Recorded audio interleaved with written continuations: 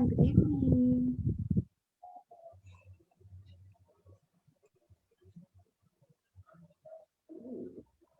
Wait lang. Ayun ang gabi. Okay, and we're live now at Facebook together with IFNG. Hi, good evening, Miss Gladys, and good evening, Sir Irvin. Good evening. Hi. Okay, Right. and So, since you asked for more regarding the writing task, we're privileged again that we have Sir Irvin as our lecturer for tonight's lecture, Miss Gladys. all right. So, Sir Irvin, thank you for gracing us your presence today, tonight rather. So, I think we need to start now so that we can finish early. Charles. Okay. So, we will give you Okay. the floor. So first things first, I'll just share my screen. Okay. Share. Please let me know if you can see my MS Word document. Let me just check the chat box. Where is the chat box? By the way, I can only see the messages coming from the Zoom participants. Okay. I cannot see the messages coming from the Facebook Live attendees. So hopefully our admins can help us by sharing the responses of our Facebook Live attendees. Sure, sir. Okay, so for tonight, we're going to talk about writing task 1.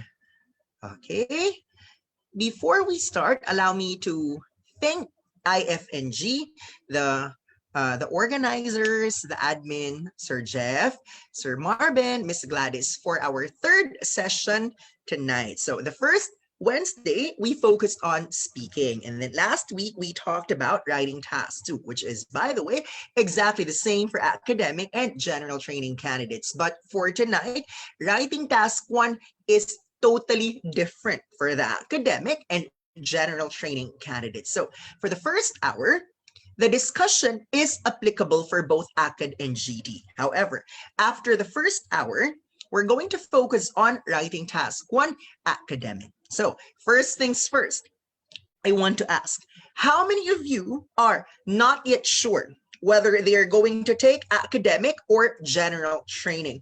Kindly type me for those who are unsure. So far, we have 24 participants on Zoom, and I'm hoping that we have more attendees on Facebook Live.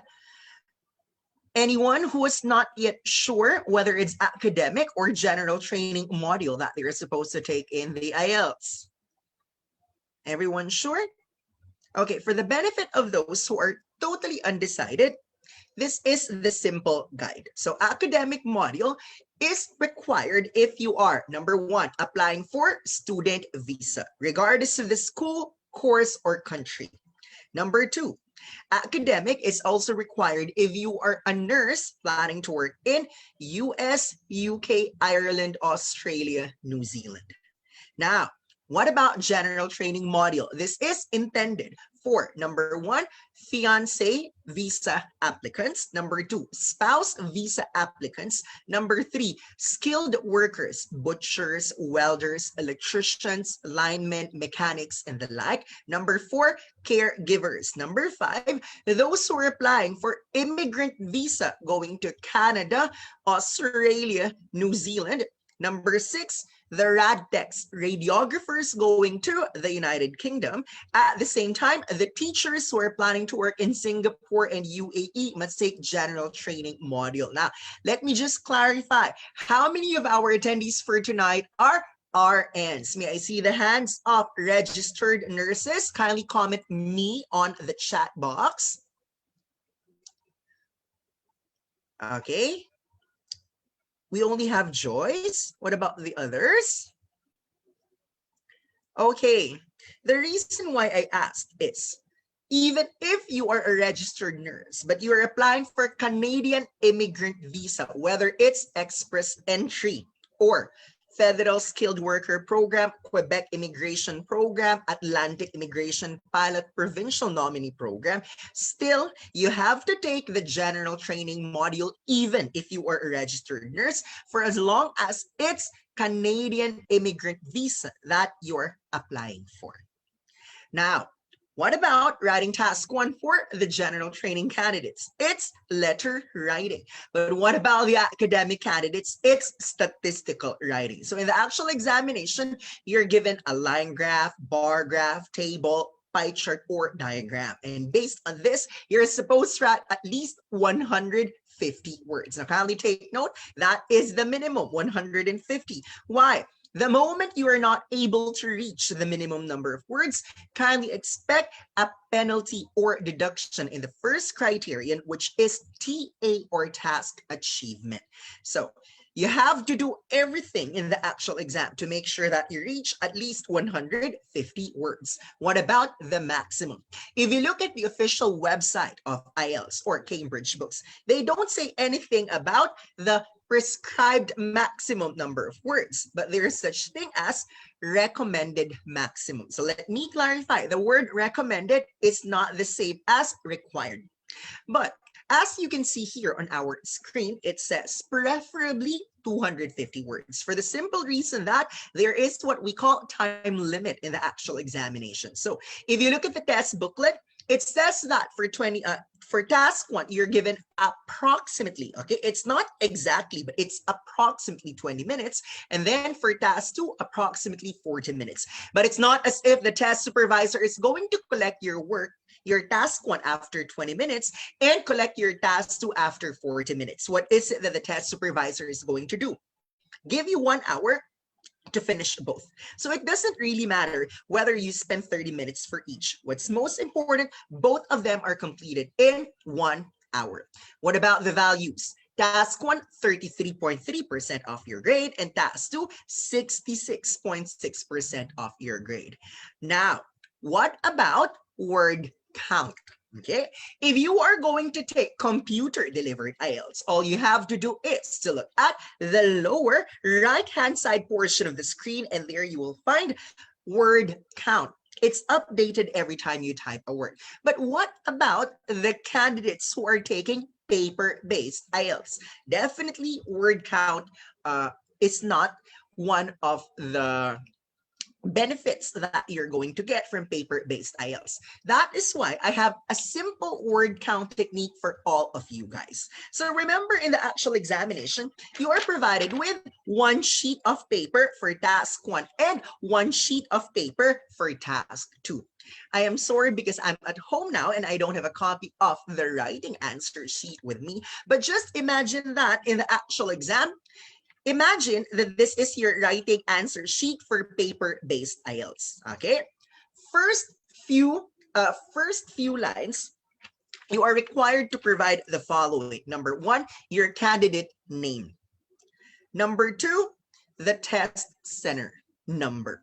Okay, may I ask, how many of you are taking the examination in the Philippines? Kindly type PH. Okay, kindly type PH on the chat box, as I'm going to give you the test center number of British Council and IDP.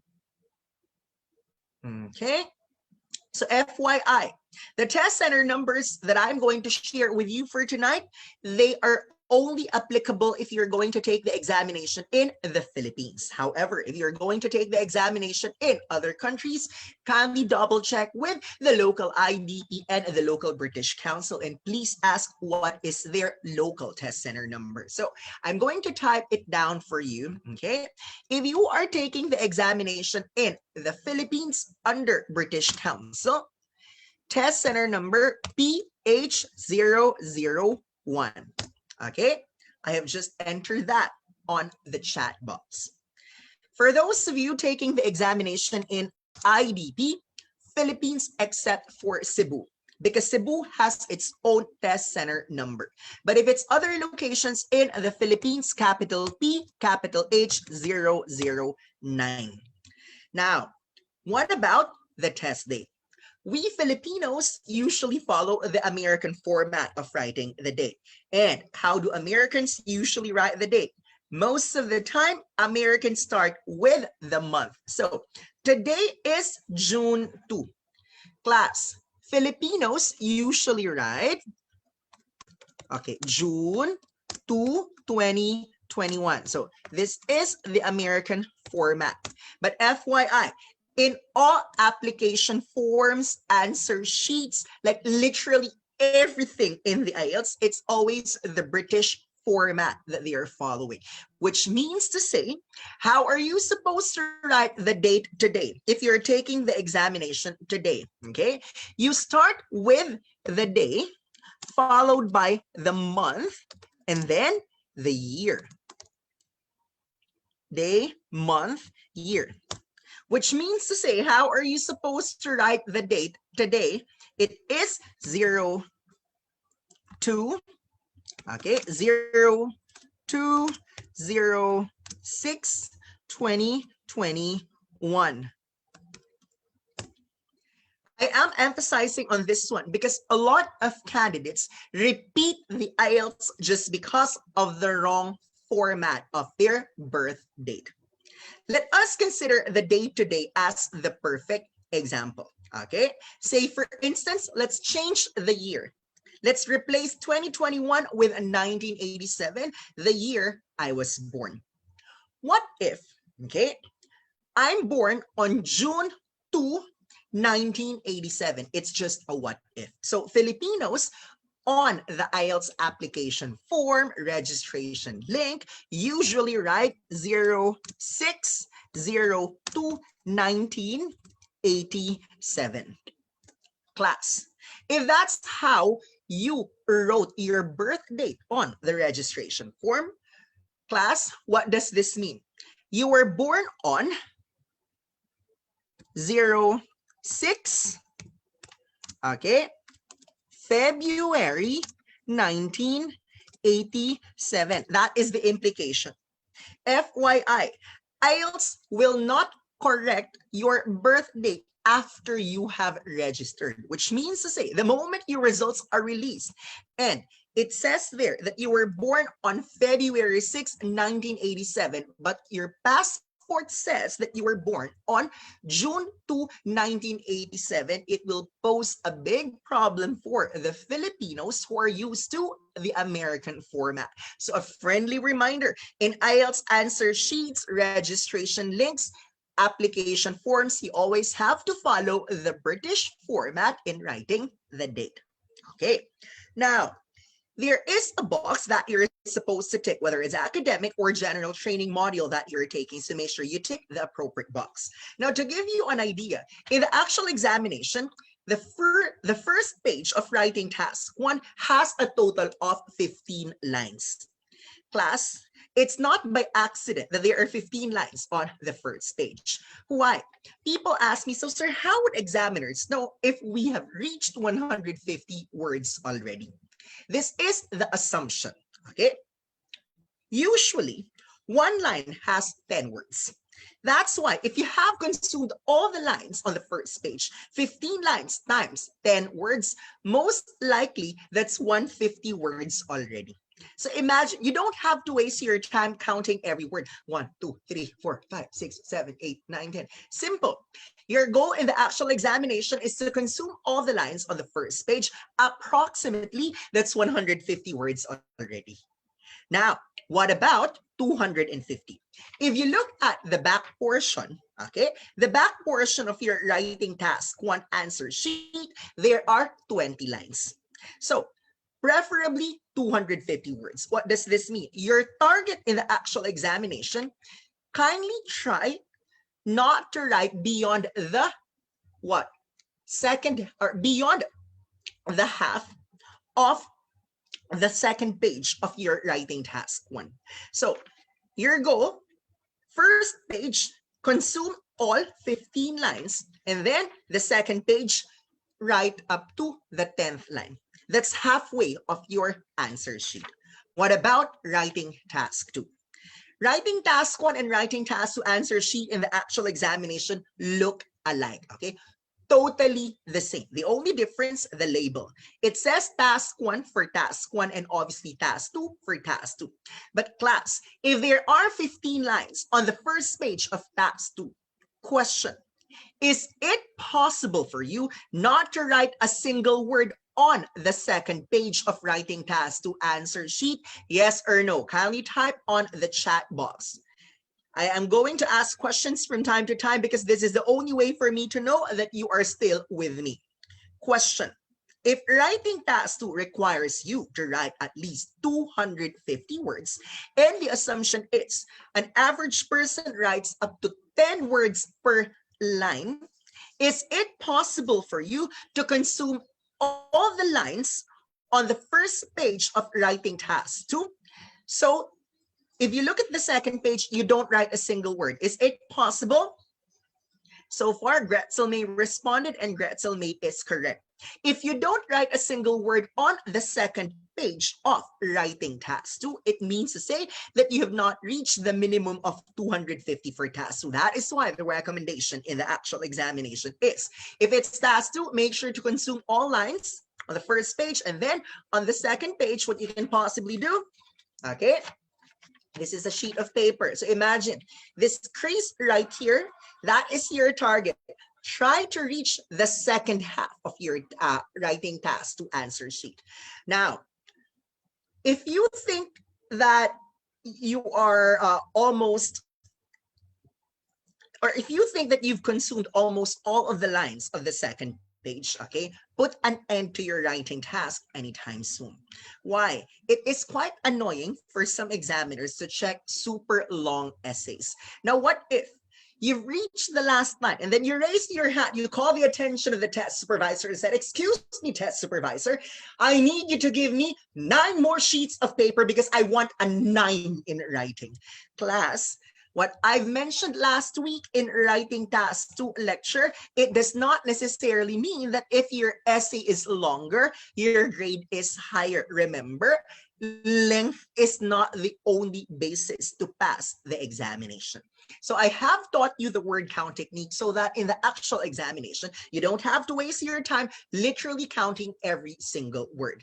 Now, let's talk about the 4 criteria in writing task 1 and how you are graded by your writing examiners. Let's begin with the first criterion. Guys, we discussed this last week. It's wait a minute, what can I type? Okay, TA. Can anyone tell me what is TA? Kindly type on the chat box. TA stands for, okay, task achievement. Thank you, Jadely. What's task achievement? It pertains to the following. Number 1, were you able to come up with a complete writing task? So when we say complete, there has to be an intro, overview, and specific details in writing task 1. Were you able to put a proper closure, meaning to say it is not hanging? Were you able to come up with an objective report without any opinion whatsoever? So last week, I've mentioned that writing task 2 always requires your opinion. Do you agree or disagree with something? What is your stand? But for writing task 1, you have to remain objective from beginning to end. Now, what about criterion number 2?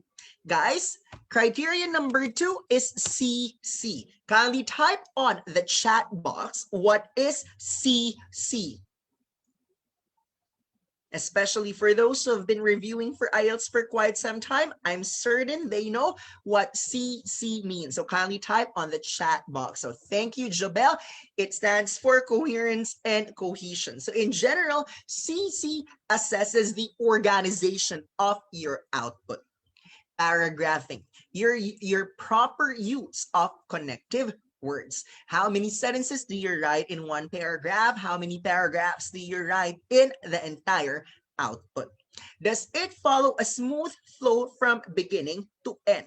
That's CC. What about criterion number 3? So FYI, criterion number 3 is assessed in both writing and speaking.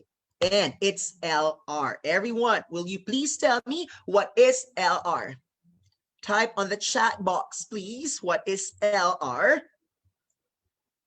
Okay, lexical resource. Thank you, Joyce, Jabel, Jaylee, and so on. So this pertains to number 1, correct usage of words. Number 2, variety of words. Now, what about criterion number 4? So to complete the 4 criteria, okay, GRA. Guys, will you please tell me what's the complete name of GRA? Okay, thank you, Kath. It's grammar, but it's not just grammar. Okay, there are still letters R and A. Will someone tell me?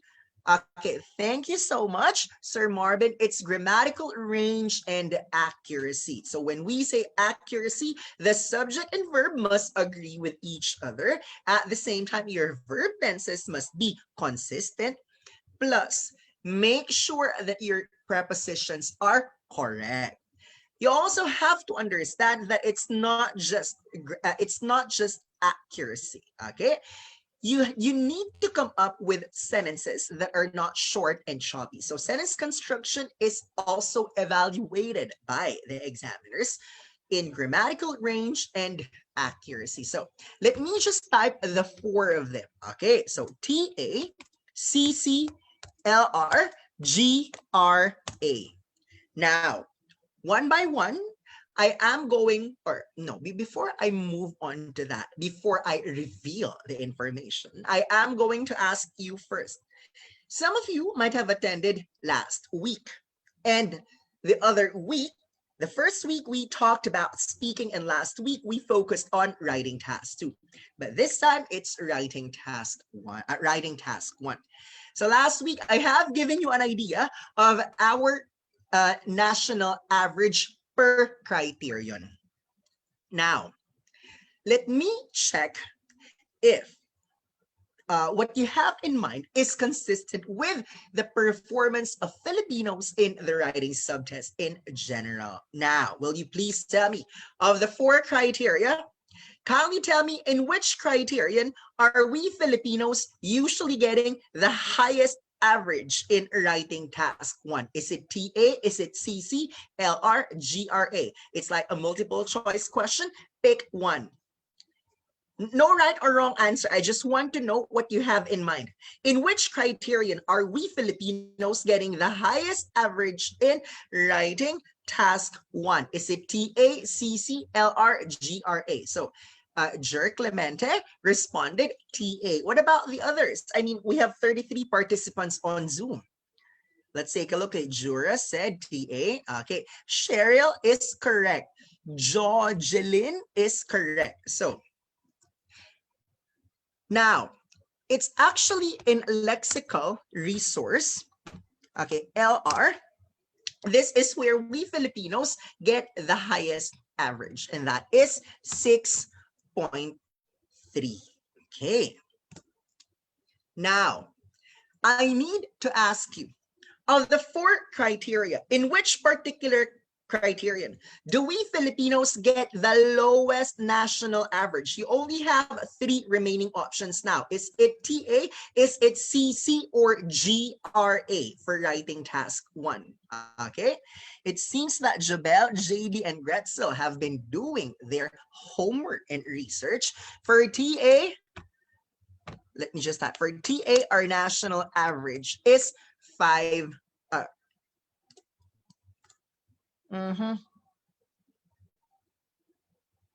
That is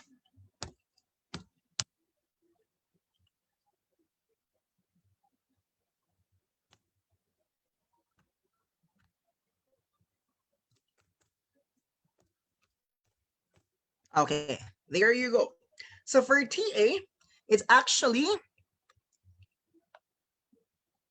or wait a minute. I must have mixed it up. It's actually for writing task 2. Okay, now let me just verify that with my records here, because I don't pretend to be an encyclopedia. It's 5.3 if I'm not mistaken. Let me just check my notes. When I attended the international conference in Shanghai, that's December 1 to 5, 2017.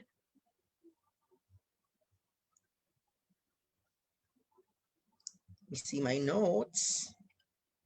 There you go, okay?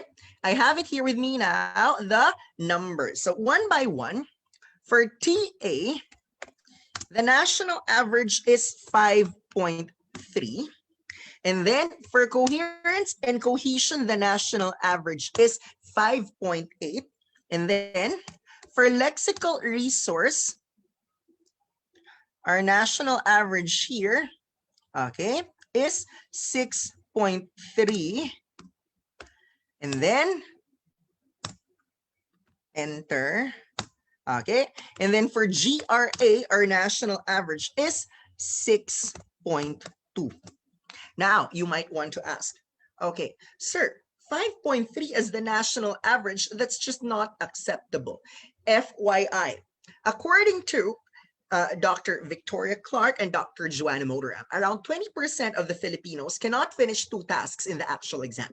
And test supervisors always encourage the candidates to start with task 2 in the actual examination because it's 66.6% of your grade, whereas task 1 is only 33.3% of your grade. That means to say, chances are in the actual exam, you're likely going to finish writing task 2, but there is a 20% chance that you cannot finish writing task 1. So imagine if these candidates were not able to finish writing task 1, expect that 20% of the Filipino test takers are going to pull down the national average to just 5.3. What about coherence and cohesion? There are certain Filipino candidates who write super long paragraphs or so many sentences in one paragraph. Or the problem with others, they use inappropriate connective words in writing task 1. Now, if you get the average of this, task achievement 5.3, coherence cohesion 5.8, lexical resource 6.3, grammatical range and accuracy 6.2.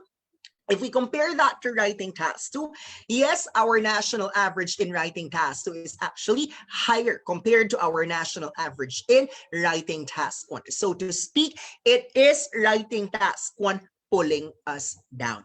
That is why moving forward, what is the suggestion of the big bosses of IELTS in Asia? Clarification, this is not my suggestion. This is the suggestion of the big bosses of IELTS in Asia.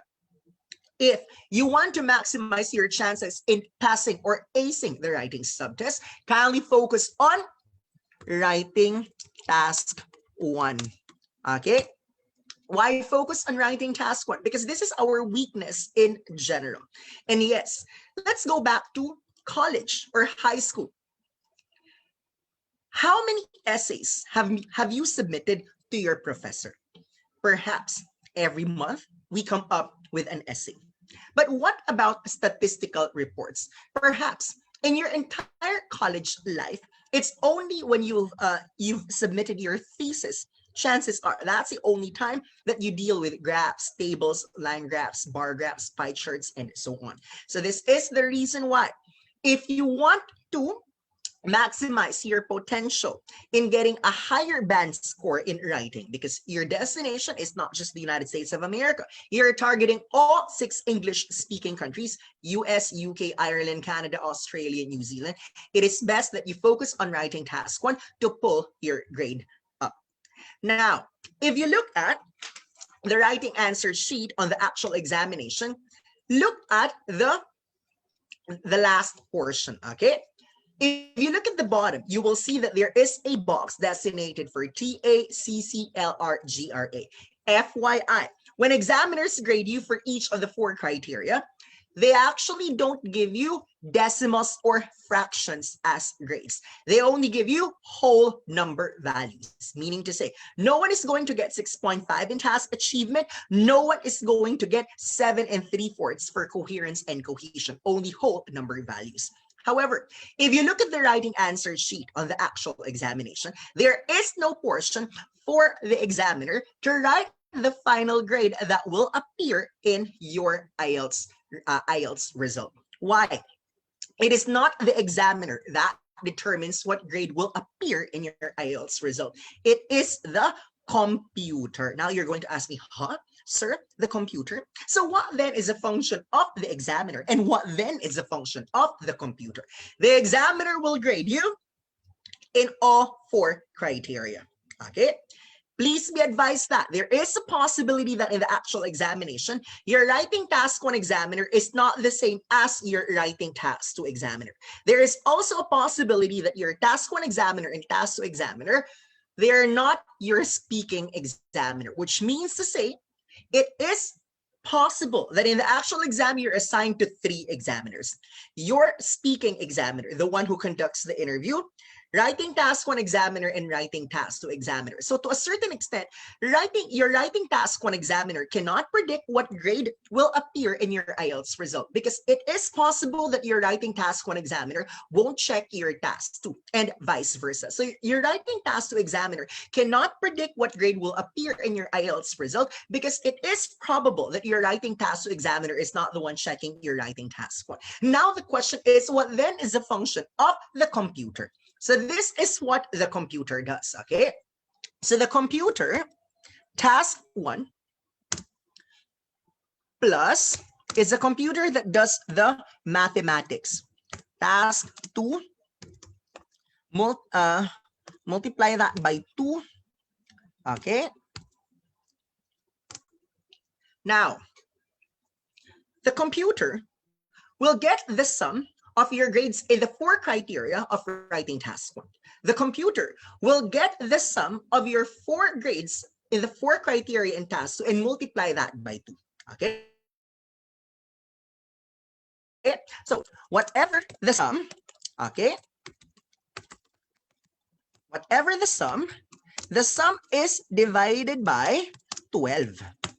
So this explains why writing task 1 is 33% of your grade and task 2 66% of your grade. So say for instance, it's 6.33. That is the average. The computer will automatically round it up to 6.5.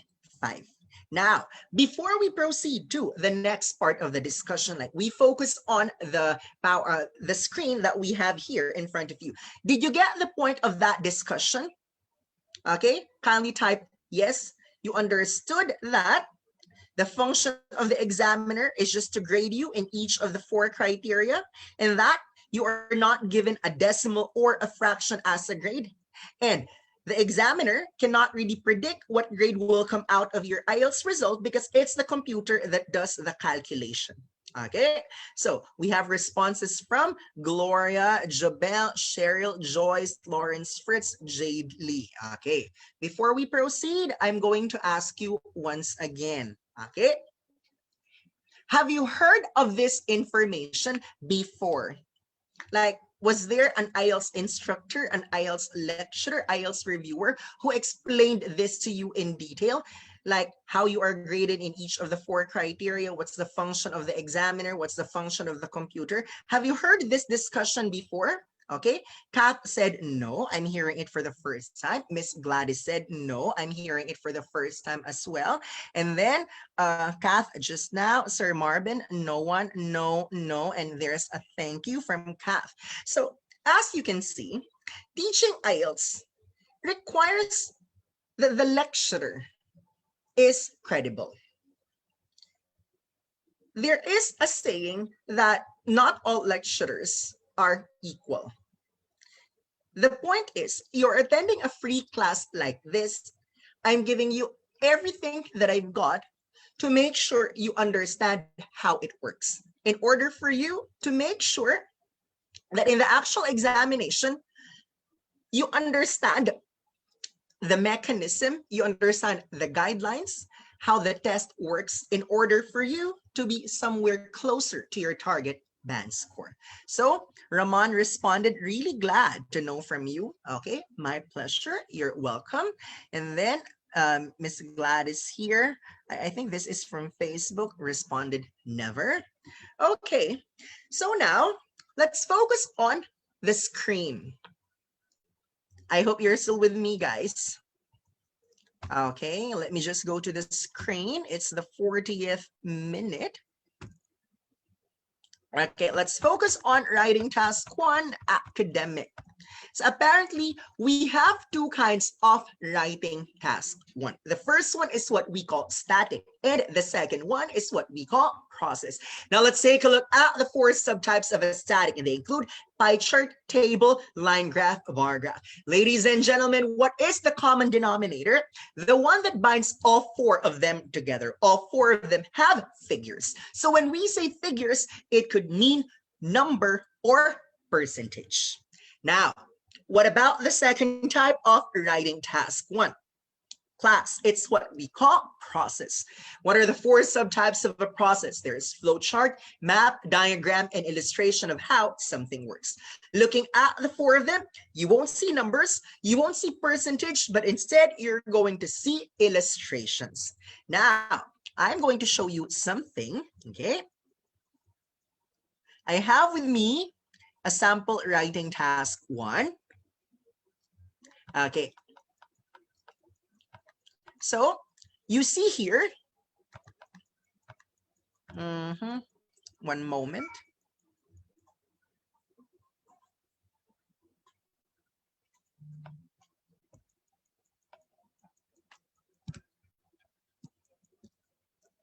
Okay, here is a flow chart. Ladies and gentlemen, is this flow chart a static or a process? Based on our discussion earlier, is this a static or a process? Static or process? Okay, thank you so much, Lawrence, Jaylee, Gretzel, Joyce, Dan. This is a process. You won't see numbers, you won't see percentage, but instead you're going to see a flow chart. There's an illustration, there are arrows. What about this one? Okay, this one is obviously a, what do we call this? A pie chart is an example of, a pie chart is an example of, what's the term earlier? It's a static. Okay, so thank you, JCAS, thank you, Dan. We call this static. Now the question is, between the two, which one comes out in the examination more frequently? Let me see. Okay. Do you think it's S or P? Kindly tell me, which one do you think comes out in the examination more frequently, S or P? Okay, JB is correct. Well, actually, almost everyone got it right. But the question is, what are the chances, or like how many, or what's the percentage of a static coming out in the actual examination from 1 to 100? So now, you must have an idea it's higher than 50% because statics come out more often. Okay, give me your intelligent guess. Like statics come out how many percent of the time? Okay. Straight from the horse's mouth, someone who has been teaching IELTS in the last 15 years, statics come out 80. What happened? Wait, lungs. Let me just go back to the chat box. Okay, statics come out like 80 to 90% of the time. Okay, of the time.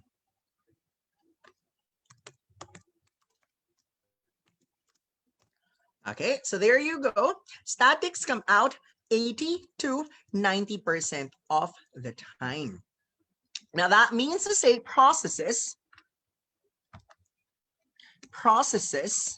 okay, come out like 10 to 20% of the time.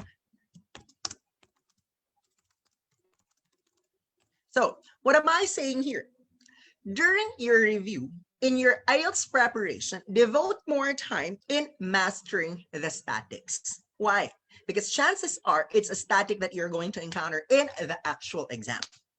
However, do not totally disregard the processes because you'll never know if that specific test date that you have chosen for your IELTS examination, that's part of the 10 to 20% of the time when a process comes out. Now, let's go back to statics. Guys, you have 4 options, right? Pie chart, table, line graph, bar graph. Of the 4, okay, will you please tell me which one or which 2 come out more frequently in the actual exam? Class? Okay, Lauren said line graph. Jade Lee, line graph. What about the others? Okay, pie, bar. Okay, so Mary Rose got it right. Class, in the actual examination, it's table and slash or bar graph. Okay. Now, let me just clarify. Did I say that pie charts and line graphs will never come out? Is that what I said? Did I say that pie charts and line graphs will never come out in the actual exam? Is that what I said?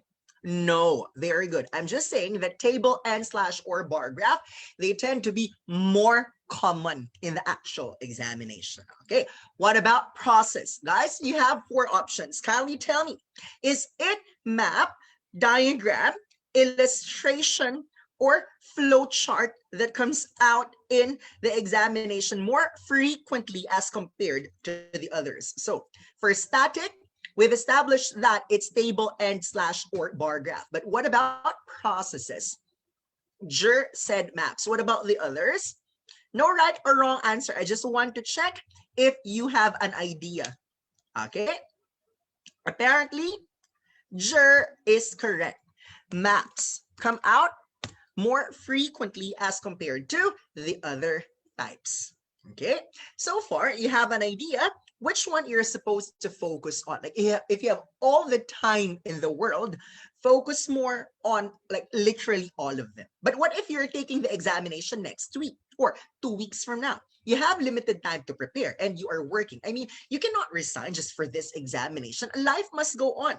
You need to juggle the two, work and IELTS preparations. If you're about to take the examination soon, it is practical to focus on the ones with a higher probability of coming out in the actual exam. Now, let us talk about the introduction. Okay, let me just go back to the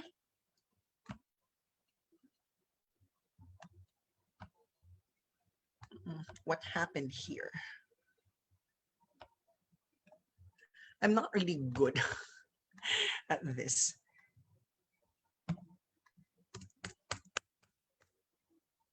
Oh, must have typed something. Okay. Now let's take a look at the introduction. Ladies and gentlemen, what are we supposed to do with the introduction in the actual exam? We paraphrase the task description. So what is paraphrase? Paraphrase is the same as rephrasing or rewording. You express exactly the same idea using your own words. So kindly take note, you're not changing the thought. What is it that you're changing? Only the words. Now the question is, what do we paraphrase in the actual examination answer? It's the task description. Task description is usually located at the top or bottom part of the page. So if we go back to the sample that I have shown you earlier, so you see this is the task description right here. It says, the diagrams below show how chocolate is made and how the price of a chocolate bar is divided up among those involved in the process. So the moment you are able to paraphrase that, voila, now you have an introduction. But what about the other guidelines in writing the introduction? Let's go back. Okay. So for the introduction, it's best that you write 1 to 2 sentences. Later, I'll discuss which one is better, if it's 1 sentence or 2 sentences. Meanwhile, let's take a look at the next bullet point. And it says that the introduction must always be written in the present tense of the verb, even if there are time elements in the task description or the graph. For the introduction, yes, I understand that this is statistical writing that we are dealing with, but it is best not to include numbers or percentage in the introduction. It is best to present these figures later on in the specific details. By the way, there are 3 details which you may possibly include as part of the introduction. And what are they? Number 1, time element. It answers the question when the study was conducted. Most of the time, it pertains to the year or month and year when the study was conducted. What about the place? Most of the time, it pertains to the continent, the country, the city where the study was conducted. And then number 3, participants who were involved in the study. So what's the sample study that we have here in our presentation? Net approval ratings of Gloria Macapagal Arroyo. So when was the study conducted? November of 2008. Kindly include that as part of your introduction. What about the place? She's the former president of the Philippines, so we write Philippines as part of the intro. What about participants? Upper class and middle class. Kindly include these 2 details in the introduction. Now, what we're going to do is to look at this sample task description that we are going to paraphrase together. Okay, so let me read the task description for you. It says that the graph below shows the monthly profits of 3 British companies in the car retail industry for the 2000 financial year. Class, when paraphrasing, especially if you're a beginner, I have a suggestion. So what are you going to do? It is best that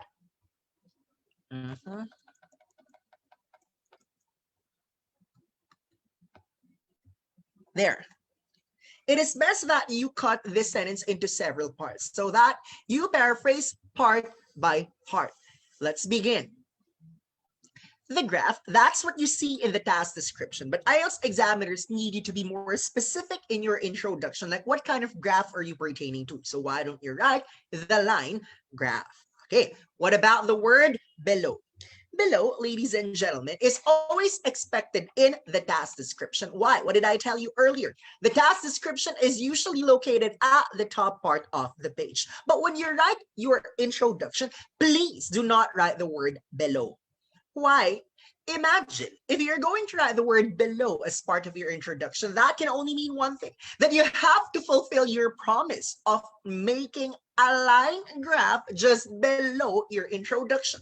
Apparently, no one is going to make any graph whatsoever on the answer sheet. That's why this word below must not be included as part of the introduction.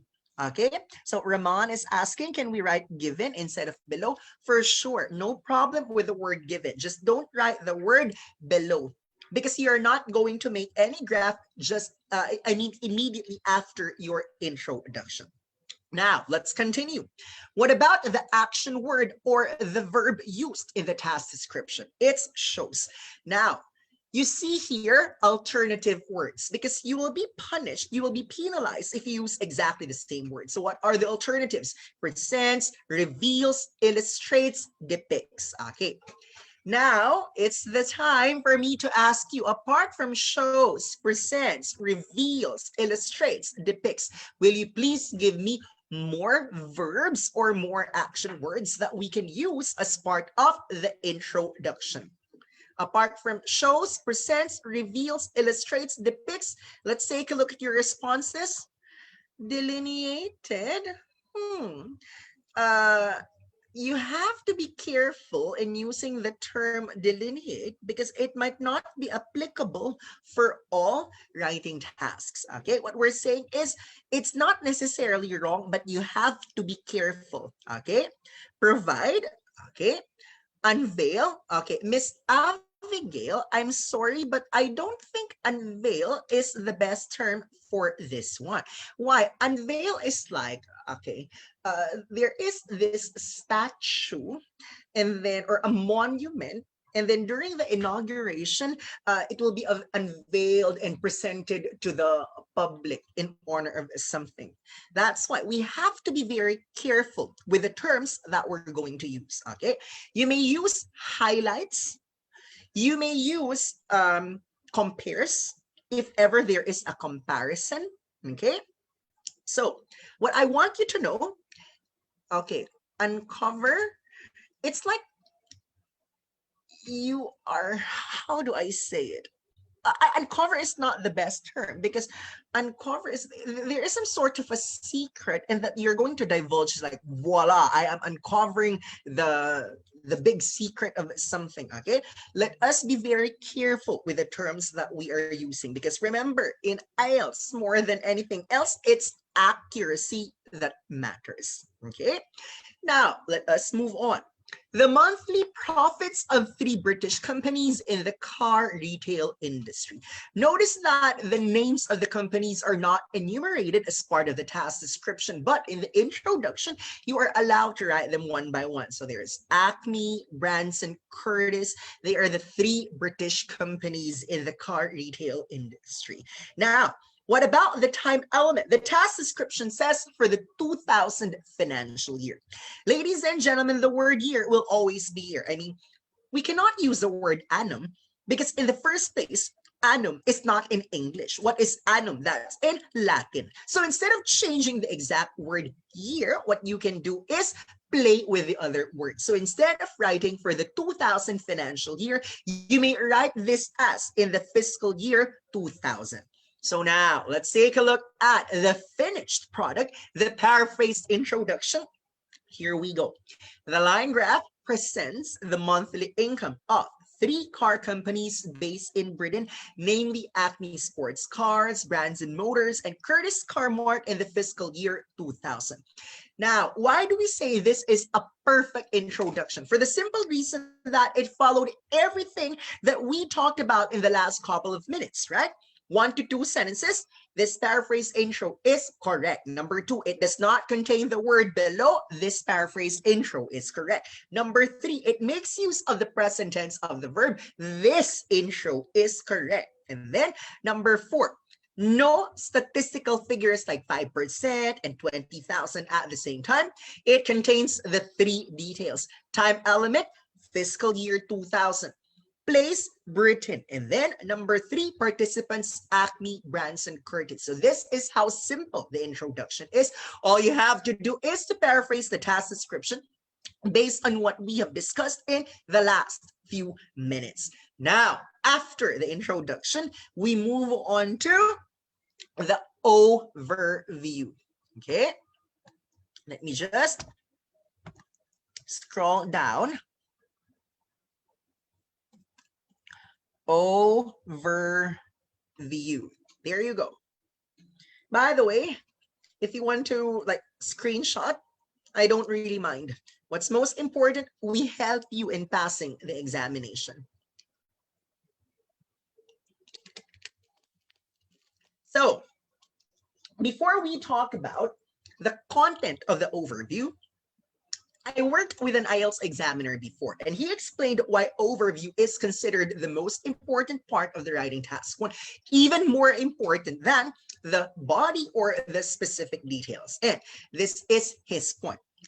If an IELTS candidate totally understood the point of the graph, chances are the overview is correct. But if the overview is strong, it only means to say the candidate failed to understand the point of the graph. That is why if I'm the examiner and I read an overview which is inappropriate, what's the point of reading the remainder of the writing task? If in the first place the overview is wrong, it could only mean that the candidate did not totally understand the details in the graph. That's why you see this line right here, the second line that's highlighted. It says, if there is no overview, then you will be given an immediate 4.0 for task achievement. Later on, I'll use this in explaining why it is best that you write the overview before the specific details and not after the specific details. Now, the question is, what are we going to write in the overview? If it's a static, you need to indicate the trend. So what is the trend? This is the one that says whether the figures are increasing or decreasing. By the way, you can only use the words increase and decrease if there are at least 2 time elements. Say, for instance, 1950 and 2000. Why? Because that means to say there is movement of figures from one year to another. Apparently, you cannot use the words increase and decrease if there is just 1 year, right? Why? Because that means to say there's still movement of figure. What about process? If it's a process, there are no numbers, no percentage, which means to say, if it's a process, you're not going to write a trend. Instead, what are you going to write? Overall observation. So as you can see here, it says you can state the first and the last step in a flow chart, or you can mention the number of steps, like what one person can initially see by merely looking at the flow chart, the diagram, or the illustration. Now, your introduction earlier, as we discussed it, you're going to write 1 to 2 sentences. And IELTS examiners recommend that you do exactly the same for the overview, 1 to 2 sentences. But this time around, the time element dictates the tense of the verb. If there is a time element, that means to say you write in the past tense. However, if there is no time element, you write in the present tense. So remember, the introduction must always be in the present tense, but for the overview, the tense depends on the presence or the absence of the time element. Like the introduction, you are not allowed to present statistical figures in the overview. So that should give you an idea. If you cannot write 5% and 20,000 in both introduction and overview, most likely you're going to present numbers and other figures later on in the specific details. Now, let me show you a sample overview. Actually, I have two, okay? One for a static and one for a process. Later on, I'm going to show you the line graph that I used as basis for this overview. Meanwhile, this is what the overview, the sample overview says. Overall, the unemployment rate in USA went down, while that of Japan increased from March 1993 to March 1999. There was an opposing trend for the two countries included in the study. Now, may I ask you, why is it that I used the past tense when pertaining to the trend, like went down and increased? Can anyone tell me, using the chat box, okay, kindly type, how come I used the past tense, went down, increased? These words are underlined. Okay, thank you so much, Ramon. There is a time element, okay? March 1993, March 1999. Both of them are indicators. They're part of history, which means to say we have to use the past tense. So notice that. What's the trend in USA? Decrease. What about the trend in Japan? Increase. So that's what we're going to highlight in the overview. Now let's take a look at the process. It says, after 13 weeks and a series of physical changes, the frog reaches its stage of maturity. Once it reaches the adult stage, the cycle begins anew. So most likely this is not a map that we are dealing with, right? Can someone tell me, most likely what is it that we're pertaining to for this process? Most likely it's what? It pertains to, before I answer Kushbu, okay, this process pertains to the life cycle of frogs. Okay, yes, it's a cycle. Thank you so much for your participation. Where is that question from Kushbu? Can we mention year in overall? Yeah, no problem with that. Now, let us move on to this next question. One reviewee messaged me, and the 9 reviewees know for a fact that I'm very responsive. Like, I try my best to literally answer all the questions that are sent to me. I may not be able to respond immediately when you message me, but I make it a point to respond when I am holding my phone. It's just that from time to time I am teaching. So when I'm not teaching, I'm holding my phone and respond to the question. Now, some students ask me, sir, what is your opinion if we're going to write just one sentence in the introduction and one sentence in the overview. Now, instead of me answering the question, I consulted my favorite IELTS examiners. I mentioned her name last week and 2 weeks ago because of the approximately 35 IELTS examiners in the Philippines. She's really one of the smartest, if not the smartest. That's why she is my idol. So I asked Professor Rosella Torrecampo, so Miss Bambi, which one is best? Should the candidates write just one sentence in the intro, one sentence in the overview? What is your opinion? So this is how she explained it. Irvin, remember, you're not going to reach 150 words if you just write one sentence in your intro, one sentence in your overview. Irvin, what's the definition of a paragraph? A paragraph is a group of sentences. That is why, if I may suggest, if the candidates are planning to write just one sentence in the intro and one sentence in the overview, they can actually be what? Combined in one paragraph. The only problem is you need some catching up. You're going to write quite a lengthy specific details because you already combined intro and overview in the first paragraph. That is why it is practical if the candidates are going to write 2 sentences for the intro, 2 sentences for the overview. So that's 2 paragraphs already.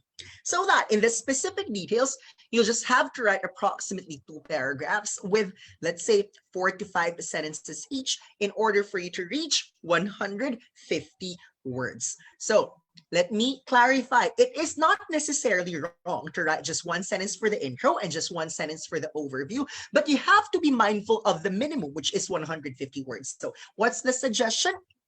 Intro, 2 sentences, overview, 2 sentences, and in the specific details, it could be 2 paragraphs, it could be 3 paragraphs, and in one paragraph, approximately 4 to 5 sentences. Now, what about the next part? So imagine intro, just 1 to 2 sentences, and then overview, 1 to 2 sentences. What about the longest part of the writing task? So this is what we call specific details. So specific details, this is like the body of the writing task. Okay, so this is our approach, ladies and gentlemen. Overview to specific details. So you start with the general, going down to the specific. Now, the number of paragraphs here is not necessarily fixed, but it's usually dependent on how many graphs you see. So if you see if you see 2 graphs, then 2 paragraphs. Now, what about the time element here? The rule is the same for both overview and specific details. Now, if there is a time element, that means to say you write in the past tense. However, if there is no time element, you write in the present tense. Now, let's go back to the example earlier, okay? The pie chart, the flow chart without time element. That means to say intro is in the present tense, overview is in the present tense, and then specific details present tense from beginning to end. But someone asked me, sir, what if there is a time element? Does it mean the intro is in the present tense and then overview in the past tense, specific details in the past tense? Sir, present, past, past. Are we allowed to do that, sir? Well, let's talk about the rule when it comes to consistency of verb tenses. So in English, the moment you begin the paragraph in the present tense, it has to be present tense all throughout that paragraph. The moment you begin the paragraph in the past tense, it has to be past tense all throughout that paragraph. However, when you move from one paragraph to another, you're also allowed to shift tenses. So intro present tense, overview past tense, no problem with that. When will the problem arise? That's when you combine present tense and past tense in exactly the same paragraph. Do you get what I'm saying? Guys, it's like in real life. In real life, present and future can actually be together. Why? Because your present may still be your future and perhaps your forever. Sana all. However, in real life, present and past must never be together. Okay. Now let us go back to our discussion on specific details. Okay, what does it say here? It is highly recommended that you don't start a sentence with a number or a percent. Now let's take a look at two examples here. Same thought for both of them, but let's discuss later why it's best that you follow the second example. So let's begin with the wrong example. 4% of the price of a chocolate bar goes to the farmers. Okay, grammatically, nothing is wrong with the first sentence. But why is it we cannot accept this in the Ielts? Just because a figure appeared in the beginning. So what do? We rephrase it in such a way that the figure must appear in the middle or end of the sentence. Now let's direct your attention to the better example. And what does it say? The farmers receive 4% of the price of a chocolate bar. Better that way because there is no more figure in the beginning of the sentence. Now let us move on to the next line. Okay.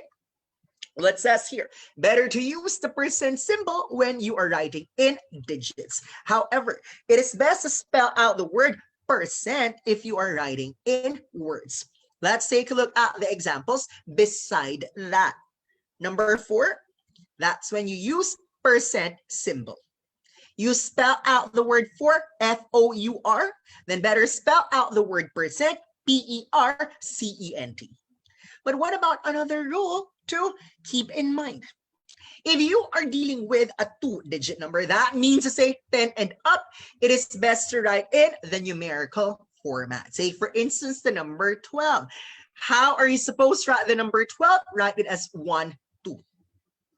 What about the numbers that can be spelled out?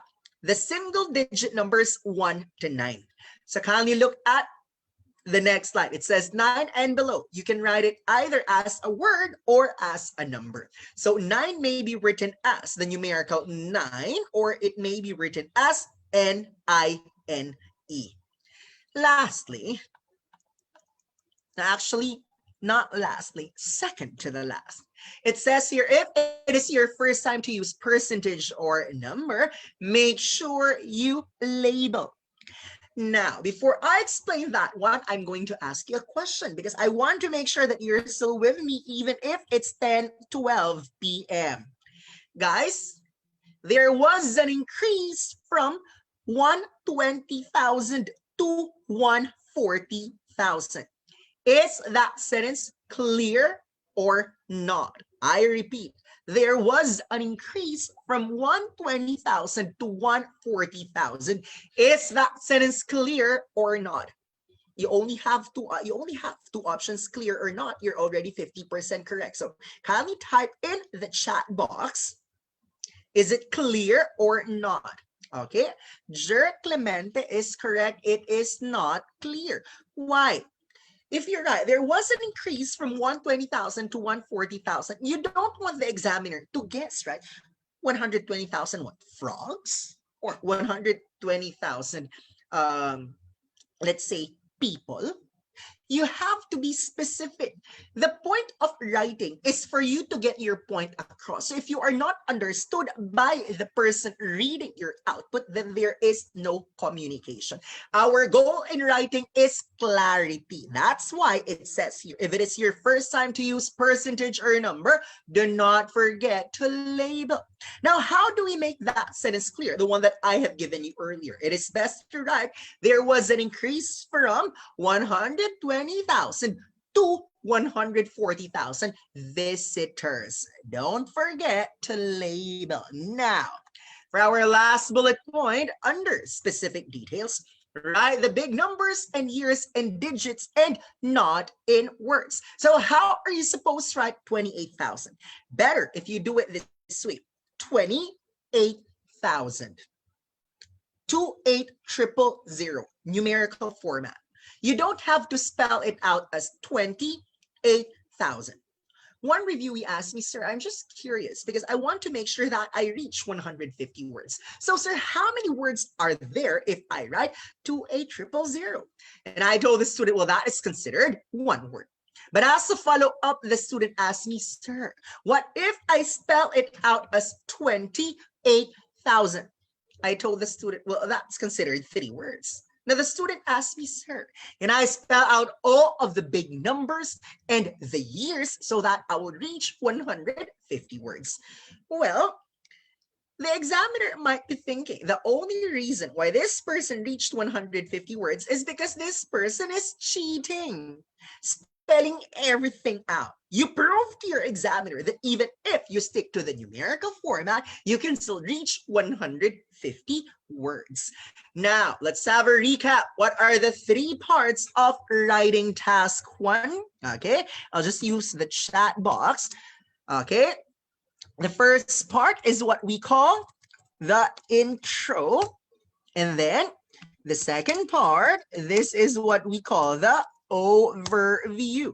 And then the third part, this is what we call specific details or the body of the writing task. Now, someone asked me, sir, do I need to write a separate conclusion for writing task 1? Let's go back to our discussion last week for writing task 2. So for writing task 2, you're expected to write intro followed by body and then conclusion. So conclusion, it serves as the closure to the writing task. But when I ask IELTS examiners what's their opinion, according to them, it is not wrong to write a separate conclusion in writing task 1. It's just that there is a tendency for you to be redundant. Why?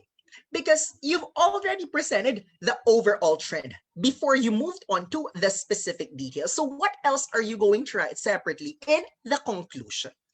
If your conclusion is just something redundant, something similar to your overview, then IELTS examiners would rather you don't write a separate conclusion anymore for writing task 1. So I repeat, intro, overview, specific details, that's enough in writing task 1. Now, here's a question. Sir, can I write the specific details first before the overview? Like I'm planning to present overview towards the end, so it will serve as my conclusion. Okay, question. Is it wrong to write the overview in the last part? Yes or no? You only have 2 options, guys. Okay, no. Kath said no. Dan L said no. How many do we have here? I think there are almost 40 of us here on Zoom, and I bet there are more participants on Facebook Live. Okay, so Mary Rose said no, Arlene said no. Well, the truth of the matter is, it is not necessarily wrong to write the overview towards the end. Like, if you want, you can actually present intro followed by specific details and then overview. That is to answer the question of Ramon, because Ramon asked, can we write first the intro, then body paragraph, or specific details, and lastly conclusion? The answer is yes. It's just that, according to one of the examiners I met when I attended her, that means to say she's a female examiner from UP Diliman College of Education. When I attended her writing workshop, she recommended that it's best to write the overview first. Why? Just to give you an idea, I have mentioned this earlier, right? How many candidates, like what's the percentage of candidates who cannot finish writing task 1 in the actual examination? I'm sure I mentioned it earlier. Is there anyone who can vividly remember what's the percentage of candidates who cannot finish writing task 1 in the actual exam? Kindly type in the chat box, 0% as the lowest. Okay, thank you, Mary Rose. Thank you, Dan. Thank you, Corey. It's 20%. So what if, okay, I'm just saying, what if you are able to complete the writing task, like intro, overview, specific details? Good for you. What if you were able to complete your writing task? What intro followed by the specific details and then overview or conclusion? Congratulations, well done. But what if you are part of the 20% who cannot finish writing task 1 in the actual examination? Imagine you have written your introduction. You have written a correct overview. And then here comes your specific details. It's just that before you finished the specific details, That was when the test supervisor said, "End of 1 hour, submit your papers." So imagine you're going to get a deduction for task achievement just because the specific details is unfinished. It's just that. What grade are you going to get for task achievement? If your intro is complete and correct, your overview complete and correct, your specific details correct but incomplete. So most likely that is a grade of what? 6 for task achievement. Now consider the other scenario. What if your intro is correct and complete? Your specific details correct and complete. Now, just when you are about to write your overview, you're writing overall, comma, that's when the test supervisor said, "Pencils down, submit your work." What grade are you going to get if you were not able to write an overview? We've mentioned that earlier. Let me check if you're with me. Okay, thank you, Dan. It's 4. So can we compare, guys? Task achievement 6 versus task achievement 4. Which one would you like to have as grade for task achievement? Just in case your writing task is unfinished. Would you like to get 6 or 4 for task achievement? It's not a hypothetical question. I want you to answer. Obviously, you prefer getting a 6, right? I'm saying it is possible that you are part of the 80% of the candidates who can finish both task 1 and task 2. But what if you're part of the 20% who cannot finish writing task 1 in the actual examination? It is safer if you present the overview first before the specific details. Why? Because the overview is more important than the specific details. Okay, so it's 10:22. We are not yet done with the class. We still have 38 minutes left, but so far, okay, you're welcome, Rahman. I like Rahman. Last week, he was very participative. Now, he's always engaging in the questions. I need people like Rahman D. Okay, cooperative, participative. You are the impetus. You drive. You are the one fueling my passion to teach because it's 10:22 p.m. and yet my energy level is like 8 a.m. Thank you for always responding to my questions. Okay. Now, so far, did you get the first part of the discussion? We talked about statics versus processes. We talked about intro, overview, and specific details. So far, so good. Or do you have any questions so far before we move on to the next part? No questions? Anyway, if you have questions, you can just type them on the chat box and I'll respond to them. I'll answer them for you. Okay, none so far. Thank you, Miss Gladys. Now, let us take a look at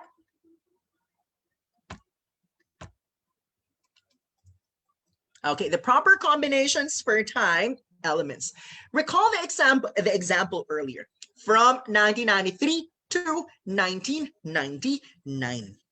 Class, that is correct. It's just that what is a common mistake I have noticed in my last 15 years of teaching IELTS since May 2006? Majority, like more than 50% of the candidates write between 1993 to 1999. This is wrong. Why? That is because the partner of between is and. So moving forward, kindly write between 93 and 99. From 93 to 99, but please do not write between 93 to 99. Because it's a very common mistake that I've noticed. I'm including it in all of my writing task 1 lectures. Because what is it that we're supposed to avoid committing in the actual exam? Mistakes. When your errors pile up, definitely they are going to pull you down. Now, before I move to the next part, here is a question from Kushbu. Is it important to write fancy words for 9 or simple and perfect? Okay. Now, to answer the question of Kushbu, if there is a part or subtest of IELTS that is closest to my heart, closest to my profession, it is writing task 1. Okay, for the record, number 1, I am not a registered nurse. Number 2, I am not a teacher by profession, but I finished a degree in BA Communication Research. Okay, so what is communication research? This is a statistical writing course from UP Diliman. And in fact, there are only 2 schools in the Philippines that offer BA Communication Research, and they are UP Diliman and PUP, both state universities. Class, I don't know anything about medical terms. That's why I'm not the one handling our OET lectures. I don't understand, let's say, acute glomerulonephritis. I don't understand certain procedures, like there's an OET case note that says whiplash. It's just that when I was in college, I dealt with statistical writing every single day of my UP Diliman life. When I was in college, I ate pie charts for breakfast, tables for lunch, line graph, and bar graph for dinner. And IELTS writing task 1, or academic writing, is nowhere near poetry. IELTS does not require you to use the language of Shakespeare. This is not even a creative writing contest. What is IELTS? Remember, the instruction in writing task 1, write a report and submit this to your university lecturer. We need formal language with appropriate tone. It has to be scholastic, but you do not need awkward words just to prove that you have a wide vocabulary, because an average Filipino is already getting the highest grade for lexical resource. If there is one component pulling us down, it is the first criterion, and that is task achievement, because number 1, candidates write opinion in writing task 1 when they are not supposed to, or number 2, they don't understand the details in the line graph, bar graph. If you want to maximize your chances in passing the examination, you focus on our weakness as a nation. And what is this? It's task achievement. Okay, so to answer your question, Kush Bugurover, you do not need, okay, take it from me, you do not need to write fancy words. Later, towards the end of our discussion, I'm going to show you a model writing task 1 without any complicated word, but easy to digest. Okay, now let's move on. Let's take a look at the appropriate words to be used when describing trends. So the word increase is apparently correct. It's just that what grade are you going to get for vocabulary if the word increase appeared 5 times in your writing task? That's why now I need your audience participation. Kindly type on the chat box, what are the alternative words that we can use apart from increased? If something goes up, okay, climb, that's possible. Thank you, Dan. What about the others? Ascend, okay. Be careful when you use ascend. Well, rise is fine, incline is fine, increment is fine, elevate is fine, but ascend, it depends on the context, because ascend is literally from the ground floor, you ascended to the 20th floor, or it's like the ascension of Jesus Christ. I am not saying it's wrong, but it has to be correct in the context of your sentence. So make sure your output is accurate. Now, here is a simple tip for everyone. When in doubt, edit. The moment you are unsure, change it. You always go for what you are sure is 100% correct. Okay? Now, the others are actually correct. You can use any of those. Like there's a surge, it doubled, tripled, quadrupled, for as long as they're appropriate in the writing task. Okay, what about decrease? Okay, so here are alternatives. Now let's take a look at the next line. Leveled off, remained unchanged, remained constant, remained stable. Class, this is how leveled off looks like. Okay, so if nothing changed, we say that something leveled off. What about the next line? Okay, fluctuate, erratic, unpredictable, varied. So if something goes up, down, up, down, up, down, we say that's fluctuating, or the trend is erratic, unpredictable, varied. Yes, you can use plateau when you're pertaining to something that's not moving, or you can use the word plummet for something that went down. Okay. One moment. Okay. We also encourage the use of adverbs. Like, if something went up little by little, you say minimally, slowly, gradually increased. However, if something went down rather sharply, that's when you use the term suddenly, abruptly, quickly. Okay. Now, I have a question for you. What if the title of the writing task is Projected Market Share Next Year or Estimated Sales by 2050? Ladies and gentlemen, if it's next year or if it's 2050, which tense of the verb are you supposed to use? Past, present, or future? Projected shares next year, estimated sales by 2050. Okay, future, not necessarily. Okay, I'm not saying it's wrong, but I'm saying it's not necessarily the case. Why? Do not write next year it will increase. Are you Nostradamus? Are you Jesus Christ for you to know that it's going to increase next year? Class, this is exactly the reason why in IELTS examiners suggest you use the following terms. Okay, projected to increase, estimated to decrease, predicted to rise. But what if you tell me, sir, I insist in using the word will because will is my favorite word. Okay, go ahead, push, use will. But do not forget to add the following words: will probably, will likely, will possibly increase or decrease. That's why I'm including this in our discussion, because there is a chance that you might encounter something like that in the actual examination. Now, okay, the word increase can actually function as a verb and as a noun. If it functions as a verb, definitely you have to write this in the past tense, because that means to say there is movement of figure from one time element to another.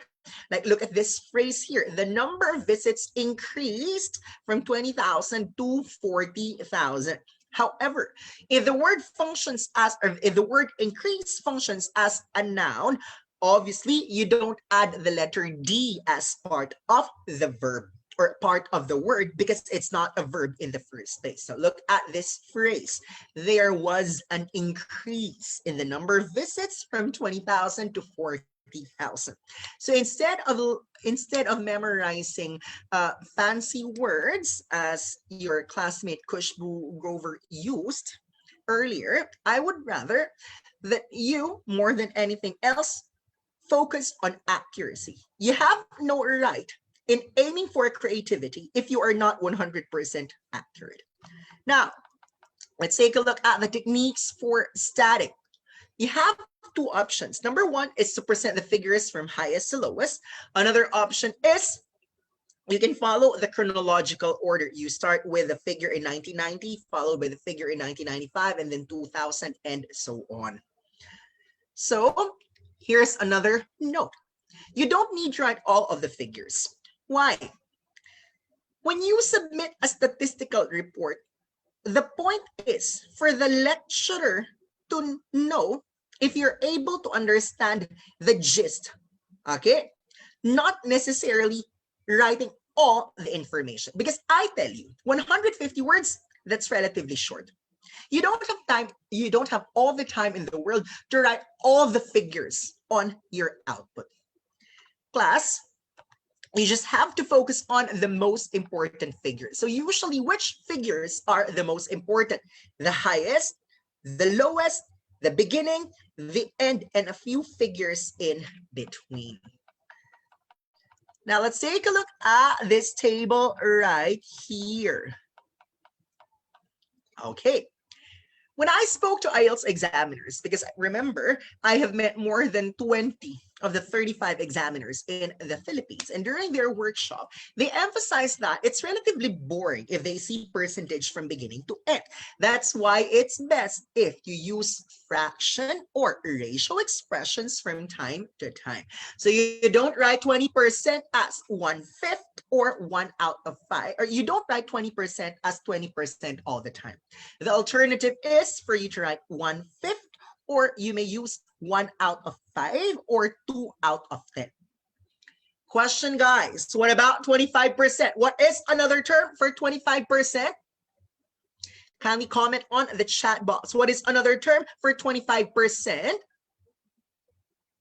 Quarter. Thank you so much, Miss Gladys and Dan. Okay. 50%, that's half. 66%, 2/3. 75%, three quarters. Okay. Now,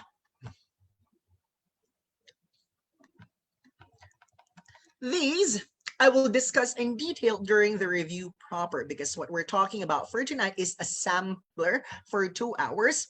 Instead, we're going to allot the last 24 minutes of our discussion to this line graph, because guys, we are going to read a model writing task. Okay, a writing task that was contributed by Miss Eileen Tan. So Miss Eileen is one of our reviewees. When she took the examination, she got a 9 in listening, an 8.5 in reading, an 8 in writing, 8 in speaking, and 8.5 overall band score. 8 in writing is definitely not common in the IELTS. Like, what's the national average of the Filipino candidates in writing? It's 6.1. So that should give you an idea that if you're targeting UK or Ireland, both of them accept 6.5 in writing, you have to be better than the average candidate. If your target is 7, I am not scaring you guys, but I'm just opening your eyes to the reality that only 10% of the candidates can get 7 in writing in the actual examination. So how much more 8 in writing? 8 in writing is like once a month. But what about 9 in writing? That's like once a year. So what we're doing here is what? Making sure that your expectations are correct. So later, after we look at this line graph, we're going to read a model writing task, one that got 8.0 in the actual exam. Last week, I have given you an example of a model essay in writing task 2 that got 9 in the actual exam. If you missed that, all you have to do is to search for IELTS Writing Task 2 lecture by yours truly 7 days ago here on the Facebook page of IFNG. Now, let's take a look at this task description. The graph below shows the unemployment rates in the US and Japan between March 1993 and March 1999. So remember, between and not between two. Okay, write a report for a university lecturer describing the information shown below. So that's always the instruction that you're going to see in the test booklet. It does not say write a creative essay because you are joining an essay writing contest. It's not like that. So yes, Kushbu Grover, unnecessary to use fancy words. You want to use fancy words? Don't take IELTS. What do? Okay, join essay writing contests. But IELTS is not like that. In IELTS, there is no valedictorian, there is no first prize or second prize. If you get your required band score, then you are a winner.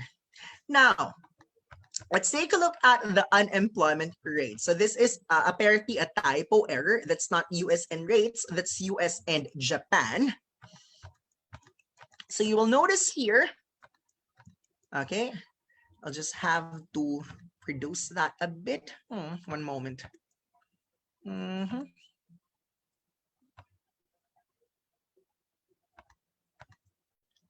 Okay, there you go. So March 93, 94, 95, 96, 97, 98, 99. You already know what we're going to do with the introduction. What do? We paraphrase the task description. What about the overview? If you were present earlier, like at the beginning of this discussion, earlier in the overview, this is actually the line graph that we use as basis for the sample overview. So US unemployment rate went down, and then for Japan, it increased from March 93 to 1999. So there was an opposing trend for the two countries included in the study. So why opposing? US decrease, Japan increase. That's our overview. What about our specific details? We just have one graph here. Now imagine if you're going to try only one paragraph in this specific detail. So intro 1 to 2 sentences, overview 1 to 2 sentences, specific details, one paragraph. There's just no way for you to reach 150 words. So in cases like this, if it's a line graph, you can tweak that rule a bit and write one paragraph per line.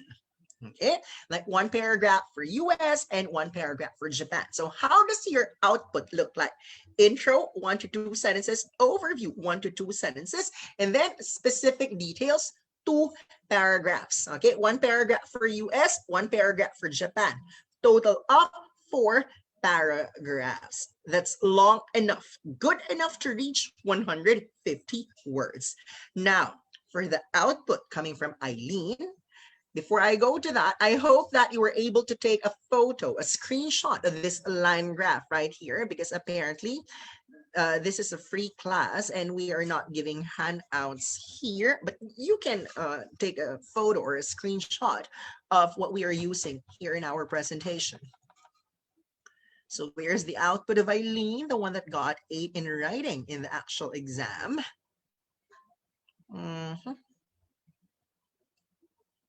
I just have issues with the spacing here, but that's fine.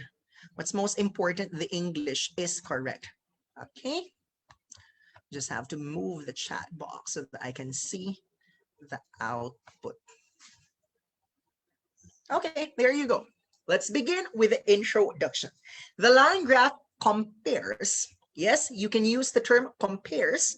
That's because we are highlighting the similarity and the differences in the trend of unemployment rate in US and Japan. Class, from March 1993 to March 1999. If you go back to the task description earlier, the words used are between and, but your examiner might accuse you of being a copycat. That's why here, you just have to play with words. Instead of writing between 1993 and 1999, one approach is from March 1993 to March 1999. What could be another approach there? During a how many year period? 93, 94, 95, 96, 97, 98, 99. Okay? During a 7-year period. That is also one way of playing with words. Now, let's move on. Rather, for that introduction, you will notice that you don't see the word below. At the same time, it does not contain specific percentage, like 3% unemployed individuals or 7% unemployment rate, nothing like that. At the same time, you will see the two places, the two countries, namely the United States and Japan, plus the time elements, March 1993, March 1999. Now, let's move on to the overview. Overall, although US and Japan started at their highest and lowest points respectively. Okay, before we continue, may I ask you, how come Eileen used past tense? The word started is an indicator she used past tense. Kindly type the answer on the chat box. How come she used past tense? Because of... Why did Eileen use started? That's because of time element. Very good. So 1993 and 1999 both are indicators we must use the past tense in the overview and specific details, but the intro must be in the present tense all the time. Now let's move on. Started at their highest and lowest points respectively. By the way, this is how you're supposed to write the word respectively. There has to be a comma before that one. Now, we move on. They both had the same unemployment rate by the end of the study, period. If I'm the examiner reading this output, at first look, I'm 100% sure this is higher than 7 because it's not the typical output. Question. Did you notice, Eileen, okay, before I answer the question of Brian, did you notice that Eileen did not write the words increase and decrease? If you read it once again, overall, although US and Japan started their highest and lowest points respectively, they both had the same unemployment rate by the end of the study. When I spoke to IELTS examiners, they told me it's very boring that we always read the words increase and decrease in the overview. If there is someone who can give us a totally different approach in the overview, presenting the trend without using the overrated words increase and decrease, then the better. So what did Eileen write here? Well, in the beginning, highest and lowest points respectively, but by the end of the study, the same unemployment rate. I hope you got the point. Eileen thought of something different. She wrote an overview without using the very common words increase and decrease. Remember, overview is very important. If your overview is correct, then that means to say you are on track.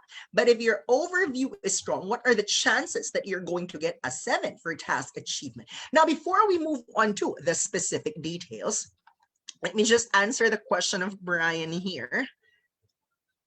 Okay, so by the way, this is a complete writing task already. You can take a photo, screenshot, by all means, go ahead. Brian, is it necessary to always use overall for overview? No. It's up to you. You can use something uncommon. Totally no problem with that. So this is just an example, but it doesn't mean that this is your Bible. IELTS is not like that. An example is not necessarily a commandment.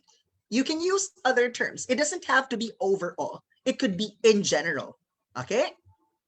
Yes, Kath, all in all, generally, in general. That's correct. Now, Brian asks, can we use other terms such as in a comprehensive aspect? Not aspect.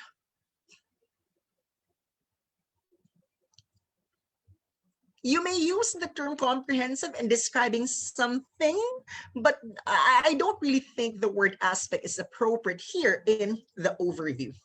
Okay, so all in all, acceptable, generally fine, in general, correct, but in a comprehensive aspect, not the case. Okay, I am sorry, but I have to be very honest. I'll tell you when you are right, but I'll remind you politely if something is wrong. Okay, now let us move on to the specific details and let's discuss why this is an 8, why this is not a typical output. Here we go. In March 1993, bravo, Eileen got it right, because most of the time people write on March 1993, or some people write in March 5, 1993. That is wrong. Class, I'll use the chat box, okay? If it's year, use in, okay? If it's just month, use in. If it's month and year, use in. However, if it's month and day, use on. If it's month, day, and year, on. Okay? Now here's a question. How about by and large? I think, well, I'm just thinking, more examiners recommend this for writing task 2, but not necessarily for writing task 1. Now, the suggestion of IELTS examiners, if it's possible for you not to use exactly the same words in writing task 1 and writing task 2, the better. Because that will give the examiners an idea that you have a wide range of words. Because if you use exactly the same terms in writing task 1 and writing task 2, that might mean your vocab is rather limited. Okay, so by and large, not necessarily wrong in English, but more examiners recommend by and large in writing task 2 as compared to writing task 1. Here's a question from Abigail. Basically, I think it's more appropriate in informal conversations like in speaking, something that's casual, but not in writing task 1. Well, in my 4 years of college education, when I majored in BA Communication Research, I cannot remember for the life of me using the term basically in any of my outputs. And modesty aside, well, this is not to brag, but just for you to know that the person you are listening to, your lecturer for tonight, is credible. My general weighted average was actually enough for me to get a scholastic standing of magna cum laude, which is the second highest honors for a course which is not really that easy. In fact, how challenging is communication research? There are very few enrollees because in the first place, it's a suicidal course. There's just 14 of us in the entire batch. Yes, you heard me right, 14, 1-4 in the entire batch. For other universities, say for instance, nursing, there are 14 sections for 1 year level. But for people taking up BA Communication Research, that's 14 for the entire batch already. Now, basically, not very appropriate in writing task 1 statistical writing. Now, let's go back to the output of Eileen as we have 9 minutes left, okay? So in March 1993, correct in, because there is no day, 7% of the US population was out of work. Okay, question, guys, what's out of work? Write your answer on the comment section or chat box. What's the meaning of out of work? Unemployed. Very good. It's just that the word unemployed, the word unemployment appeared already. That's why Eileen thought of something different. So you see, you don't have to use big words or fancy words. You just have to think of something that's not repetitive. Let's continue. Such percentage had an irregular downward pattern with a decrease of 1% after a year. Okay, stop. What about the word irregular? You can highlight that one. You see, Eileen could have easily written such percentage had a downward pattern, but no, that's not what she did. She added a word, irregular downward pattern. Why? IELTS examiners appreciate it if you use adjectives and adverbs correctly. So they will help you get a higher grade for a lexical resource if you're able to add adjectives and adverbs used in the correct context. Now let's continue. With a decrease of 1% after a year and another in March 1996. Still, it's in because there is no day. From that point, you see it. Those are connective words that ensure a smooth flow from one sentence to another. There was a relatively stable rate for the next 3 years. Okay, stop. Eileen could have easily written, there was a stable rate. No. She wrote something like, there was a relatively stable rate. So this is the second time she used a descriptive word. Earlier, she used irregular. Now, she used relatively. Let's continue. Ending with almost 2/3 of the starting figure. Ladies and gentlemen, members of IFNG, 2/3, what's the equivalent of this in percentage? The equivalent of 2/3 in percentage. What's the equivalent of 2/3 in percentage? I'm waiting for the response. It's actually, no, 75 is 3/4, right? What's 2/3? 2/3, that's 66. Thank you, Kushbu Grover. So IELTS examiners are not entirely happy if you use percentage from beginning to end. That's why from time to time, they appreciate it if you are able to use what? Fraction or ratio expressions.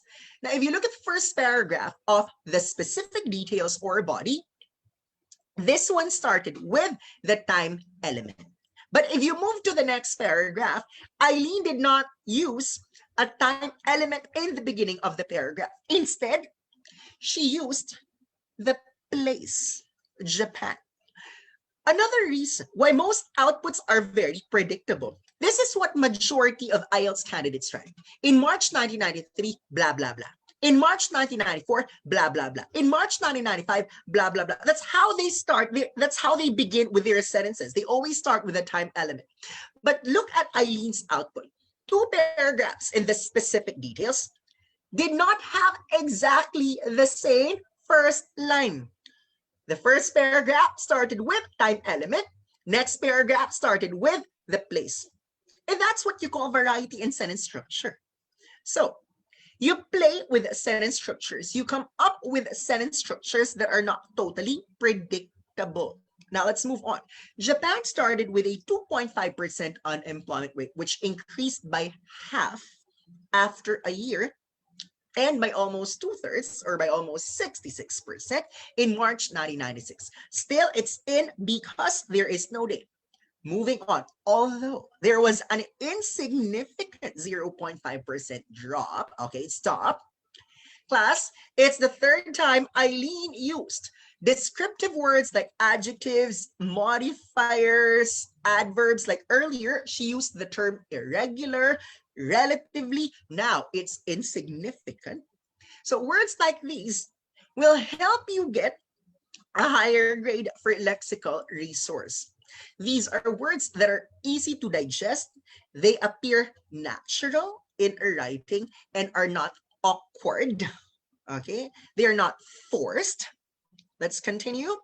Drop at the beginning of the said year. The rate of jobless Japanese. Okay, stop. What is the meaning of the word jobless? Type. What's jobless? Hello, what is jobless? Okay, unemployed. The word unemployed appeared earlier, but like what I've said, you cannot keep on repeating the same terms. That's why Eileen earlier thought of out of work, and now she wrote jobless. Let's move on. The rate of jobless Japanese went up. She's done with increased. Now she used went up. Let's continue, and even reached a peak of more than double the initial figure. Eileen knows what she's doing. She did not write highest peak. Now, will you please tell me what is wrong with highest peak? Comment, what is wrong with highest peak? Tell me what is wrong with highest peak. Comment on the chat box. What is wrong with highest peak? Redundant. Thank you so much, Mary Rose. Why? This is the highest. This is the peak. So you don't put them together. You drop either of the two. It's important you write the word peak here. Why? Remember in writing task 1, it's important you write the highest, the lowest, the beginning, and in the end. So by highlighting the peak, it means you are showing the examiner you know that the highest figure is important and must always be included. Let's continue. Peak of more than double the initial figure in March 1998 by 1999. Okay, stop. Earlier, sir, you told us that we're going to use in if it's year, but how come it's by this time? Class, what is the difference between in 1999 and by 1999? While you're thinking about it, okay, if I may use the chat box, okay, so if you use in, it's like you are indicating in the year 1999. Okay. However, if you use by, it means to say by the time you reach, okay, by the time, you don't write the word we in writing task 1, okay? But I'm just writing it for the purpose of explaining. So by the time we reach the year 1999. Okay, so both are actually correct. In the year 1999, by the time we reach the year 1999, but they have different functions. Okay, I was told by Miss Gladys last week not to communicate in Tagalog, but certain thoughts are better communicated in our national language. So Ramon, if you are still here, my apologies, because for the next few words, don't worry, this won't last long. I just have to explain in Tagalog the difference between in and by, okay? Thank you, Ramon, for understanding. So if it's in 1999. In Tagalog, it's like sa taong 1999. Okay, but if it's by 1999, it's like pagdating or pagsapit ng taong 1999. So if I'm the examiner checking the output of Eileen, definitely the examiner knows that Eileen is trying to show the examiner that she has a range. Remember, it's not just accuracy that matters. There has to be range. There has to be variety. Okay, so by 1999, there was a total of 5% unemployed people. Now, someone asked me, sir, the word unemployed was written, was repeated. Oh, yeah. For the lack of a better term, because it's really unemployment that we're dealing with here. But when I ask examiners, will you automatically fail if you repeat one word, like use it the second time around? Well, the answer is no if it's the main topic, and repetitions are fine. It's just that the repetition must be very few and far in between, not as if every sentence contained the word unemployed. Now, someone asked me, sir, I really want to get a 9 for lexical resource. Instead of repeating unemployed, I have used out of work, I have used jobless. What else can I use? Well, an alternative is in between jobs. Okay, what's the meaning of in between jobs? Imagine this is job A, this is job B. And here you are right now. Imagine my face. That's in between jobs. So you are employed before, you are about to be employed. You're expecting to be employed in the future, but right now you are not employed. So you see, you are in between jobs. Okay. Now, this output got 8.0 in writing in the actual examination. Question. Are there big words here? Question. Are there big words here? No, thank you, Dan. Class, in order to pass the examination, number 1, you have to know facts. Number 2, we debunk misconceptions. Number 3, we focus on statistics. So if an average Filipino is doing well in lexical resource, we must not focus there. If an average Filipino is having a difficulty or struggling in the first criterion, which is task achievement, then this is where we focus on. So my question for you guys, reading the entire thing, okay, did Eileen write opinions? Okay, is there an opinion? Okay, no opinion, right? It's a very objective presentation. Okay, you see in US, the unemployment rate went down. In Japan, it went up.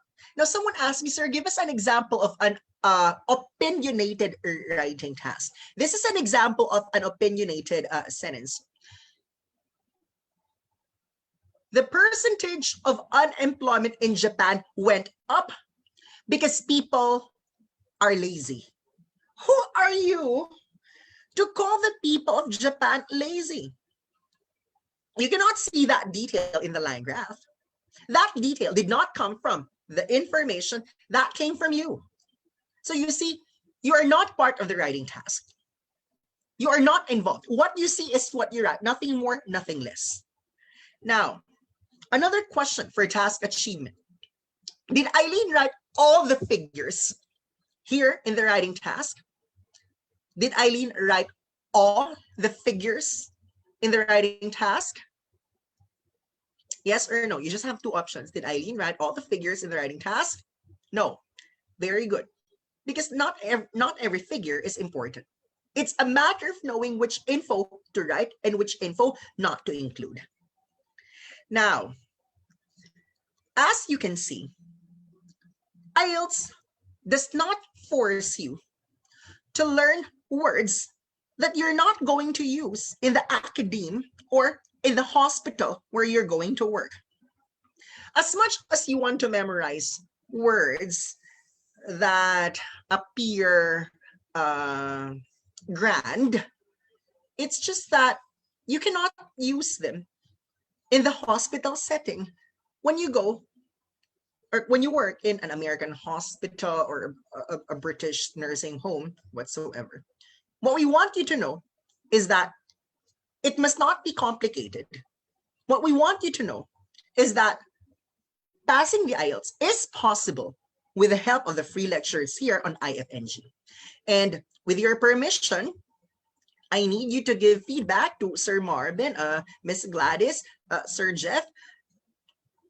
You ask if I can possibly come back next week for maybe reading lecture, because a lot of people are having a difficulty with a true false not given matching headings. They're so mind-boggling such that when you were answering you thought you got it right, but when you looked at the answer sheet or answer key, how come it's false when I thought it's not given, and vice versa.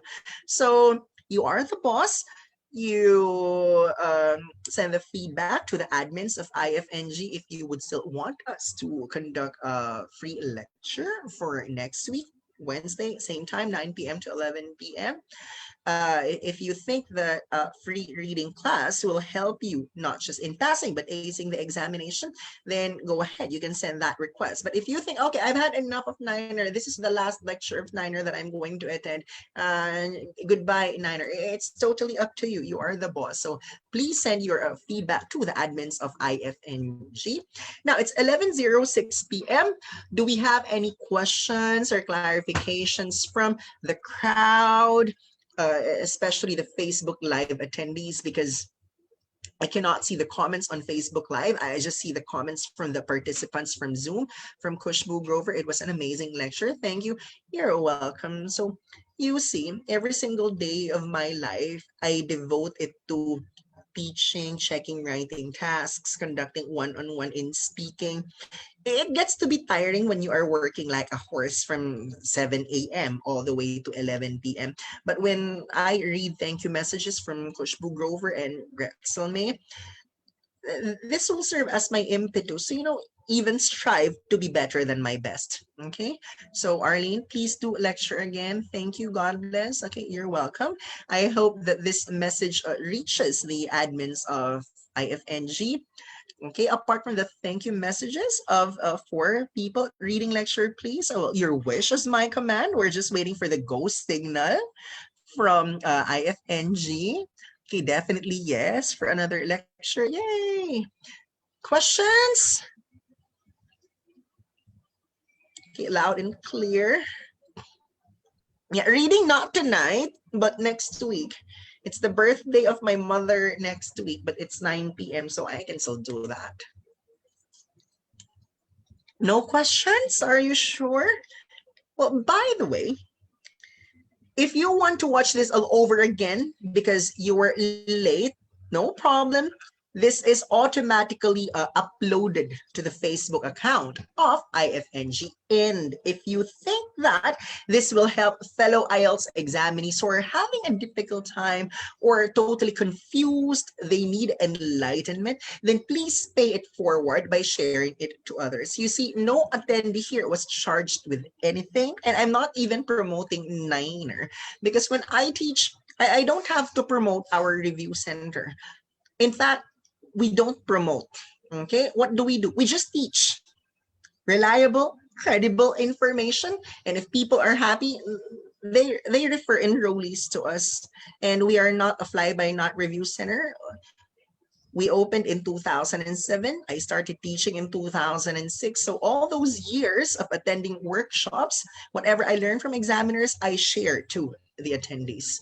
So here's a question from Brian. The word interpretation for intro is allowed, especially in line graph. It depends on the context, but make sure when you interpret something, it does not mean that you are injecting your own analysis, because you're not supposed to interpret something and include your personal take on the matter.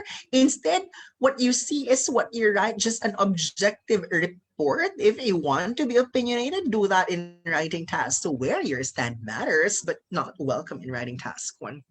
Okay, Here's a question from Ebony Joy. Do you offer intensive review for writing on? We only have one review fee, you see? Whether you review for 1 day, 1 week, 1 month, 1 year, it's the same review fee, but the guarantee is there is one-on-one coaching, like literally every single day, even on Christmas Day, even on Independence Day, even on New Year's Day. We have coaches working round the clock, 24 hours. That's why we have an enrollee from every habitable continent, from as far as Africa, Latin America, the Pacific. Yes, we have enrollees there because we have coaches reporting for work 24 hours a day. Okay, so to answer your question, we offer review for writing, but if you want review for writing only, it's the same fee, even if you don't attend speaking, listening, reading. Okay, it's 11:10. I hope that I did not take so much of your time. Sir Marvin, Miss Gladys, do you have anything to say to our attendees before we call it a night?